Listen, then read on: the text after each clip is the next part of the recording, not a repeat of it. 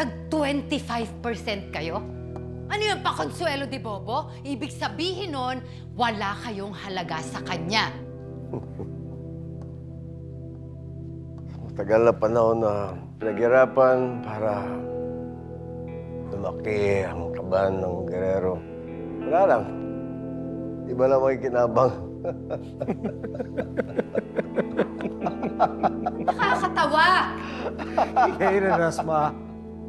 Stupid old man hated all of us here. 25%. Thanks, Pa.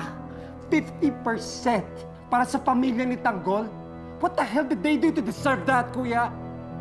I wonder kung ipapamana pa ni Papato sa mga Montenegro kung alam lang niya na si Tanggol yung pumatay sa kanya. Well, look who's laughing now, Pa! Di ba gusto na nating mamatay si Tanggol? O edi idamay na natin yung nanay niya. Idamay na natin silang lahat para sabay-sabay na silang mawala sa mundong ito.